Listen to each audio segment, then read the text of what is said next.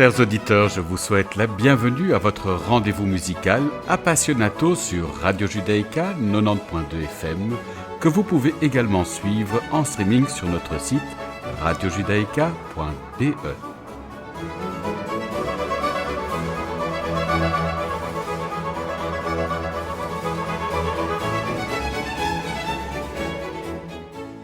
Nous avons l'immense plaisir d'accueillir aujourd'hui Gaëlle Solal qui vient nous présenter son nouvel album Rio. Bonjour Gaëlle. Bonjour Frédéric. Alors je résume votre parcours, vous découvrez la guitare classique à 5 ans et entrez dès l'année suivante au Conservatoire de Marseille. À 16 ans, vous intégrez le Conservatoire national supérieur de musique de Paris. 3 ans plus tard, vous achevez vos études avec un premier prix de guitare à l'unanimité. Pendant votre master à la Hochschule für Musik de Cologne, vous remportez en 1998 le concours d'Alessandria, devenant la première française lauréate de ce prestigieux prix. Votre parcours est salué par de nombreuses distinctions avec 12 prix nationaux et internationaux. Au début des années 2000, vous vous installez en Andalousie où vous enseignez la guitare dans les conservatoires supérieurs de Cordoue et Séville. En 2006, après 10 ans au sein du duo Astor, vous reprenez votre carrière solo et vous produisez à travers plus de 40 pays. En 2009, un séjour décisif au Brésil transforme votre parcours. De retour à la scène, explorant un univers musical sans frontières, du solo baroque à la performance humoristique de Crazy Nails, de Bach aux Beatles. Engagé pour l'égalité, vous fondez Guitare L afin de promouvoir la visibilité des femmes dans le monde de la guitare. Je vous propose de débuter notre entretien par l'Andantino et Andante du concerto pour guitare et orchestre de chambre de Heitor Villa-Lobos. Notre invité, Gaëlle Solal, est entouré de l'orchestre de chambre de Wallonie dirigé par Roberto Beltrán Zavala.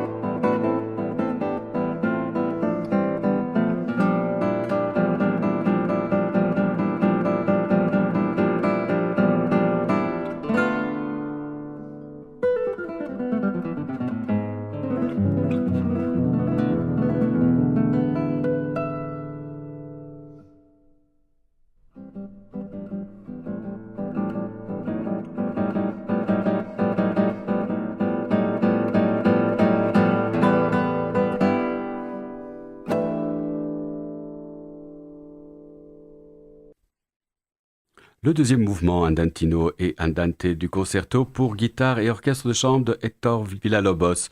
Notre invité Gaël Solal était entouré de l'orchestre de chambre de Wallonie dirigé par Roberto Beltran Zavala. Alors dites-nous Gaël, venez-vous d'une famille de musiciens? Alors pas du tout.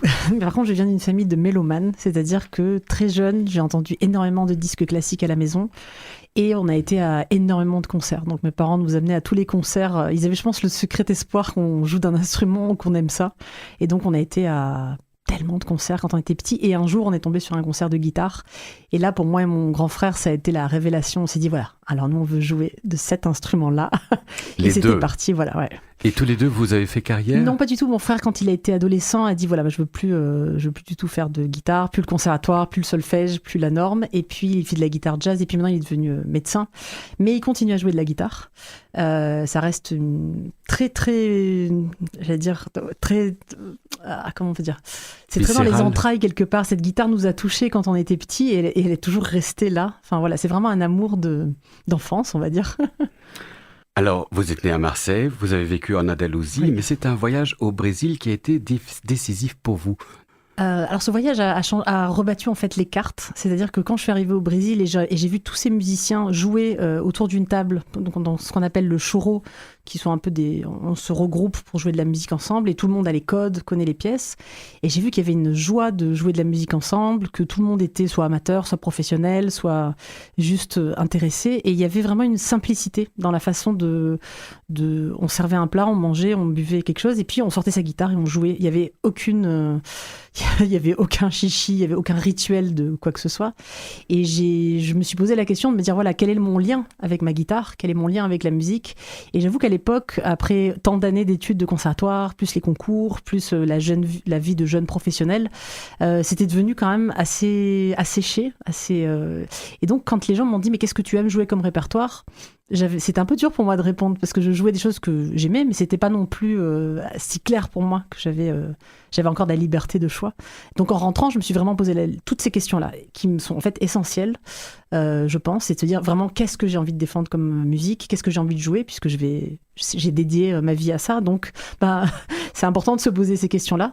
Et puis quel est mon rapport à la guitare? J'ai toujours eu cette joie de jouer de la guitare quand j'étais petite, parce que j'avais un très bon premier professeur, René Bartoli à Marseille, et donc j'avais une joie insouciante, c'était facile, j'allais là-bas en souriant, et puis je l'ai perdu au cours des études à Paris et de la suite de ma carrière.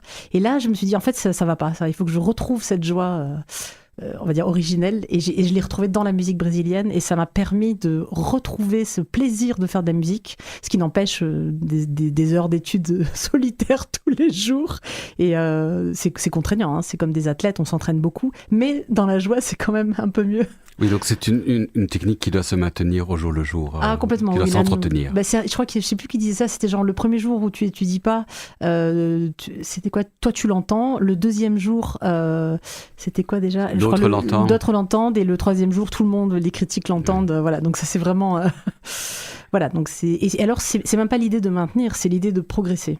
Donc ça, c'est aussi nouveau depuis ce voyage au Brésil, de se dire, voilà, en fait, j'ai pas du tout atteint le maximum de mon potentiel musical et technique, et donc en fait, il faut continuer de se dire, en fait, ça, j'arrive pas à le faire, comment je peux résoudre, continuer à demander des conseils.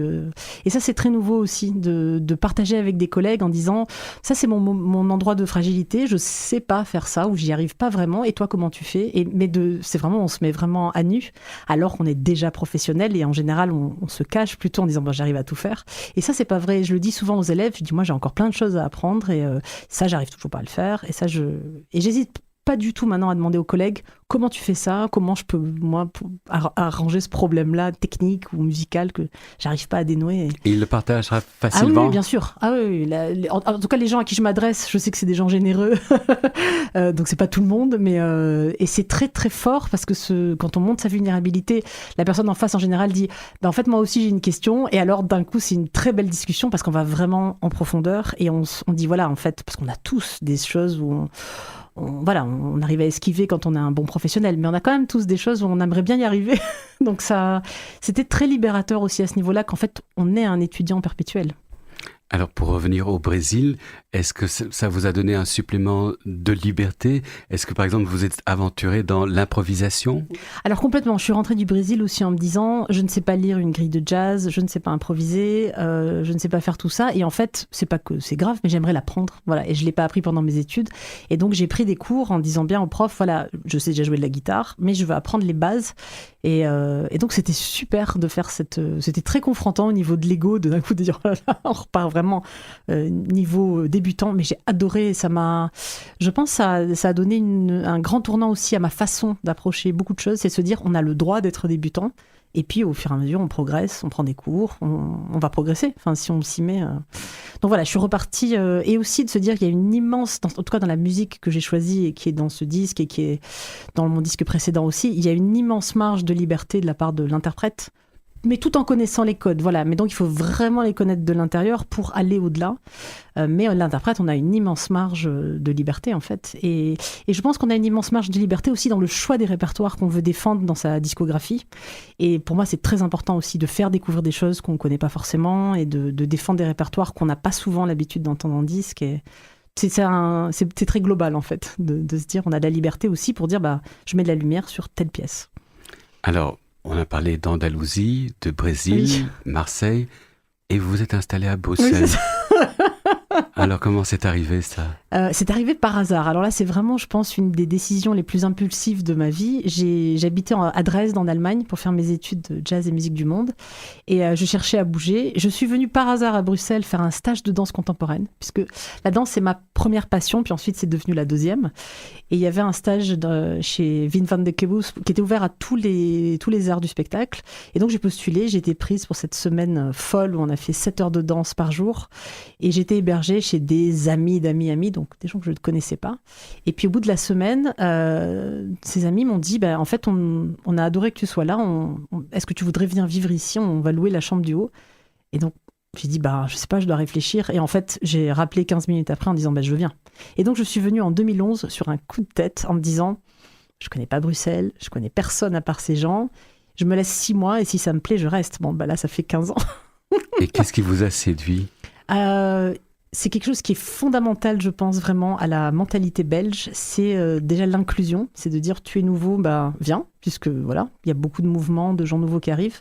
Et ça, je l'avais pas trouvé autre part. Et c'est le fait j'ai des amis dans tous les milieux sociaux. Les cercles sont ouverts. Donc, j'ai des amis qui vivent dans des squats, et j'ai des gens qui travaillent à la Commission européenne. tout type de gens. Oui, tout le monde se côtoie ici. Tout le monde se côtoie. Et puis, comme c'est finalement une petite capitale, on peut aller au concert. Et puis ensuite, quand on va à l'after, on rencontre les artistes puisqu'ils sont au bar à côté pour essayer des bières. Et donc, d'un coup, on peut rencontrer plein de gens. Et alors, il y a ce qui m'a beaucoup plu, c'est l'ouverture d'esprit. Quand j'ai dit ici à des gens, j'aimerais faire des cours du soir de clown à l'Espace Catastrophe, maintenant qui s'appelle Up. Quand j'ai dit, je veux apprendre ça, je veux faire du jazz, etc., tout le monde dit, ah, c'est super, et puis je vais te présenter un tel qui fait ça. Dès que je repassais en France, on me disait, ah, mais tu vas arrêter la guitare classique. Et je disais, mais pas du tout. Juste, j'ouvre mon... Donc moi, cette ouverture d'esprit m'a conquise et continue à être présente encore. Oui, ici, on ne juge pas beaucoup. C'est ça, Oui, et c'est tellement agréable. Et je pense qu'en tant qu'artiste, on a besoin de ça pour fleurir et pour s'épanouir. En tout cas, moi, j'en ai besoin. Bon, alors, je vous propose à présent de continuer en musique avec le deuxième mouvement de la suite de Chiquinha Gonzaga dans l'arrangement pour guitare de Paulo Aragao. Notre invité, Gaël Solal, est entouré de l'Orchestre de Chambre de Wallonie dirigé par Roberto Beltrán Zavala.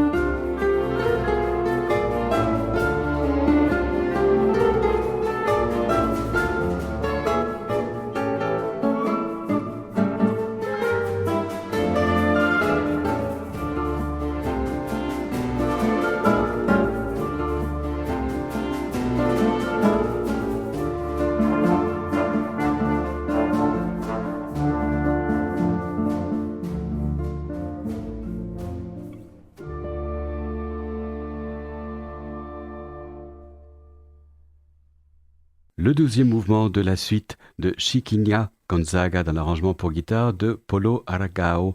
Notre invité Gaël Solal était entouré de l'orchestre de chambre de Wallonie dirigé par Roberto Beltrán Zavala. Voilà. Il s'agit d'une nouveauté du label Fuga Libera. Alors dites-nous Gaël, comment est né ce projet Rio ? C'est un projet qui date de 2017. J'étais en tournée aux États-Unis et j'ai entendu ce concerto de Clarisse Assad. Un de mes collègues qui a suscité la création de ce concerto le répétait et m'a dit est-ce que tu pourrais venir écouter pour l'amplification de la guitare, etc. Et j'ai découvert ce concerto donc, dans cette répétition en me disant mais c'est un chef-d'œuvre. Comment c'est possible déjà que je ne connaisse pas ce concerto, qu'il ne soit pas enregistré ? Donc je suis repartie avec l'intime conviction que je voulais le jouer et le présenter à plein d'orchestres. Chaque fois que je l'ai proposé, on m'a un petit peu rionné en disant on ne sait pas, on ne connaît pas le concerto, il n'y a pas d'enregistrement. Et donc je me suis dit il va falloir que je l'enregistre. Et je suis partie dans la montée de l'Everest de me dire je vais enregistrer un disque avec orchestre. Je ne savais pas que c'était aussi difficile. Donc je me suis d'abord pris les pieds dans le tapis puisque j'avais trouvé un ensemble qui finalement a annulé 1 mois avant l'enregistrement. J'ai failli tout lâcher et puis j'ai un de mes grands amis qui s'appelle Nicolas Arten qui a un très bel ensemble, les Scherzi Musicali, ici à Bruxelles, qui m'a dit non, mais ne lâche pas ton projet, c'est super beau, il faut trouver un autre orchestre, il faut chercher. Donc ça m'a remotivée. Et puis j'ai rencontré des musiciens de l'orchestre de chambre de Wallonie et ils sont montés dans le bateau tout de suite, donc à mon plus grand étonnement. Et on a lancé la collaboration, et donc ça s'est finalement fait. Donc en tout, de 2017 à maintenant, donc il s'est passé un petit paquet d'années. Et donc voilà, je suis très contente parce qu'il y a un moment, quand les projets restent juste dans l'imaginaire et qu'on fait juste qu'en parler à plein de gens, c'est très difficile tant que ça n'arrive pas. Voilà, donc ce projet est né comme ça. Et alors j'avais donc d'abord l'idée du concerto de Clarisse, et puis évidemment il fallait que je fasse un assemblage pour voir qu'est-ce qui allait aller autour. Je suis tout de suite tombée sur le concerto de Villa-Lobos puisque c'est un pilier du répertoire. Et puis, il me manquait le chaînon manquant avec tout ça. Et puis, je me suis dit, en fait, je suis tombée sur la musique de Chiquinha Gonzaga, qui est une grande compositrice brésilienne oubliée, qui est antérieure à Villa-Lobos. Et en fait, s'il n'y avait pas eu Chiquinha Gonzaga, il n'y aurait pas eu Villa-Lobos et il n'y aurait pas eu au XXIe siècle Clarisse Assad. Donc c'est vraiment les dominos. Et je me suis dit, alors on va regarder. Sauf, gros problème, Chiquinha Gonzaga n'a pas écrit pour la guitare, mais pas du tout. Et j'ai contacté ce grand arrangeur et guitariste de Rio qui s'appelle Paulo Aragão, qu'on a cité. Et je lui ai dit, voilà, la mission, c'est d'arranger 4 pièces phares de Chiquinha pour guitare et ensemble. À l'origine, elles étaient pour quoi ? Juste pour orchestre ? Alors, il y avait, des fois, c'était piano-voix, des fois, c'était avec orchestre, avec souvent beaucoup de vent. Et donc, on a choisi ensemble les 4 pièces. Et je lui ai demandé, la requête particulière, c'est que la guitare fasse partie de l'orchestre. Et c'est pour ça que parfois, j'accompagne, par exemple, à un solo de trompette ou de hautbois. Et donc voilà, je voulais me retrouver dans cette situation. Donc contrairement aux 2 autres concertos où c'est soliste avec orchestre, là je fais presque partie. Alors j'ai des petits solos aussi, mais je fais partie de l'orchestre qui était vraiment... C'est aussi pour remettre la guitare un petit peu au centre et dire on peut aussi faire partie, parce que c'est des fois le parent pauvre de la musique classique, donc dire on peut aussi faire partie d'un orchestre et en plus d'être soliste, où là c'est vraiment la consécration. Donc voilà, c'est un peu le parcours de ce disque. Est-ce que vous pouvez nous dire un mot sur Clarisse Assad? Ah oui, alors Clarisse Assad, c'est un gros coup de cœur pour plein de raisons, parce que elle a un parcours très particulier. Donc elle est pianiste, chanteuse, compositrice. Elle est tout le temps dans la recherche. Je sais qu'elle a fait il n'y a pas longtemps un concerto où elle faisait du beatbox avec un orchestre. Elle va aussi faire chanter les gens. Elle est vraiment... j'ai l'impression qu'elle respire la musique. C'est ça. Son envie, c'est de transmettre toute cette musique. Elle a une très grande connaissance de la guitare, puisque son papa, c'est Sergio Assad, qui fait partie du très grand duo, le duo Assad, Sergio et Daher Assad. Et donc, on sent qu'elle a une très grande conscience et connaissance de l'instrument. Et dans ce concerto, la guitare n'est jamais noyée dans l'orchestre. Il y a un très bel équilibre et c'est très éclectique. Donc là, ça parle de la légende du Saci. Le Saci, c'est un petit lutin malicieux qui vient faire des bêtises qu'on ne connaît pas, nous, ici. Mais par exemple, au Brésil, quand les gens perdent leurs clés ou qu'il y a une porte qui est restée ouverte, on dit « Ah non, ça, c'est le Saci ». Et donc, cette légende, c'est ce petit garçon qui est unijambiste, qui a un bonnet rouge et qui fume la pipe, donc c'est très particulier, et qui fait des petites bêtises, et qui a aussi une cape d'invisibilité pour aller justement commettre ces petites bêtises, et qui, des fois, se transforme en très bel oiseau pour voler au-dessus de l'Amazonie. Donc ça, c'est le deuxième mouvement où il se transforme en oiseau, le Matita Pere. Donc voilà, c'est vraiment, elle est partie dans cette légende et elle a illustré en musique, et c'est vraiment magnifique que la guitare puisse s'emparer que ça devienne narratif en fait. Voilà. Donc c'est une immense compositrice. Alors elle a le vent en poupe aux États-Unis. Tout le monde la connaît. Elle n'est pas encore connue ici je pense comme elle devrait. Mais voilà. Peut-être justement que ce coup d'éclairage, j'espère. En tout cas, moi, j'ai fait connaissance grâce à cet enregistrement. Alors voilà, donc je me dis, si chez Kenya et Clarisse ont un coup de projecteur grâce à ce disque, alors je pense que vraiment mission accomplie. Je pense que c'est le cas. Alors je vous propose justement d'écouter The Magic Cap, extrait du concerto O Saci Perere de Clarisse Assat.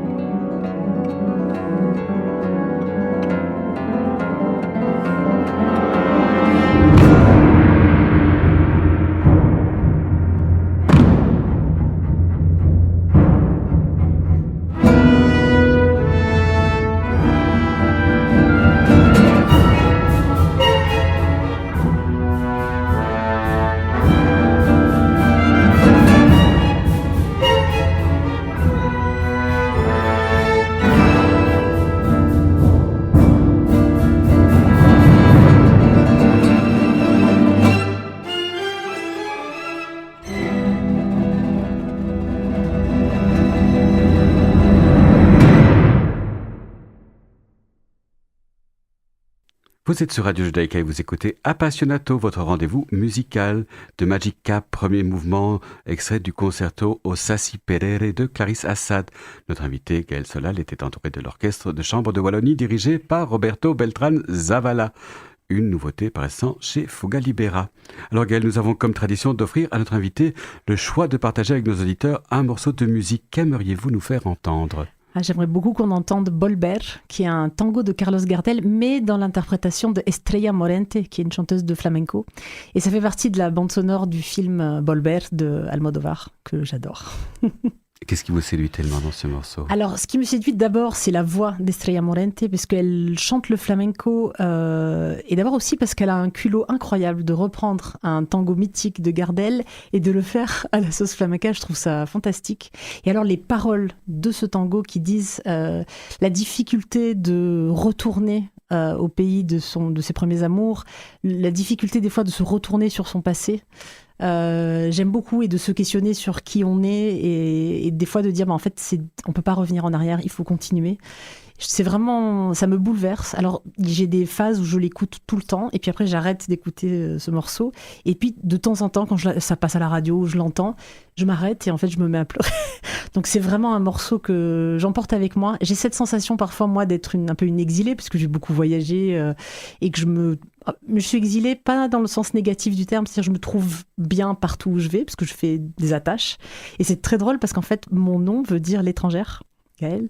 Et je trouve ça assez beau quelque part de se poser ces questions sur son identité et finalement qu'on pourrait être de partout, mais qu'effectivement il faut regarder vers l'avant puisqu'il y a plein de choses qu'on peut pas récupérer. Et c'est une tristesse un peu nostalgique dans cette chanson qui me touche beaucoup. Alors nous l'écoutons maintenant.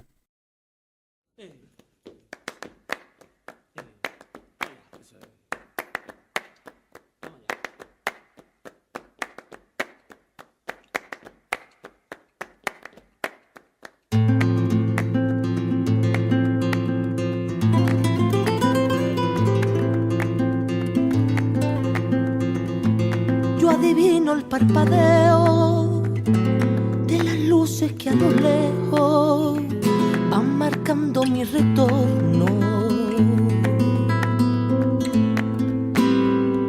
Son las mismas que alumbraron pálido reflejo, hondas horas de dolor. Y aunque no quise el regreso, siempre se vuelve al primer amor. La vieja calle donde le codijo, tuya es su vida, tuyo es su querer. Bajo el volón mirar de las estrellas que con indiferencia hoy me ven volver, volver.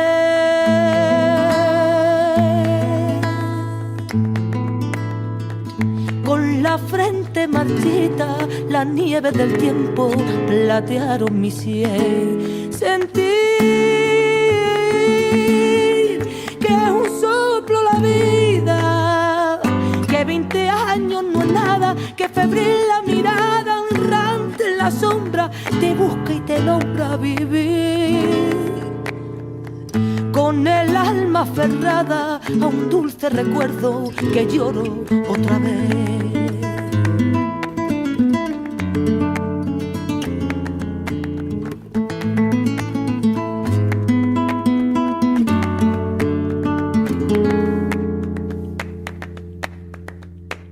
Tengo miedo del encuentro con el pasado que vuelve a enfrentarse con mi vida.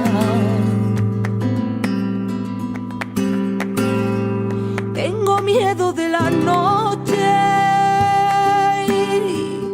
que poblada de recuerdo encadena mi soñar. Pero el viajero que huye tarde o temprano detiene su andar. Y aunque el olvido que todo lo destruye haya matado mi vieja ilusión, guardo escondida y una esperanza humilde que es toda la fortuna de mi corazón. Volver.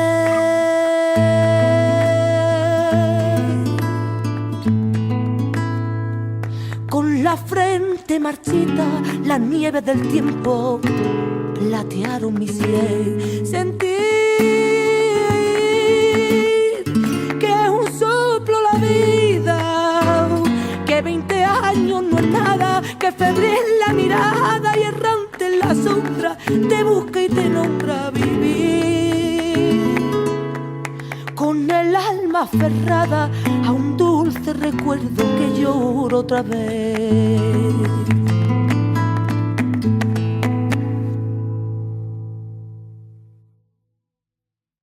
Nous venons d'écouter Volver dans l'interprétation d'Estrella Morente.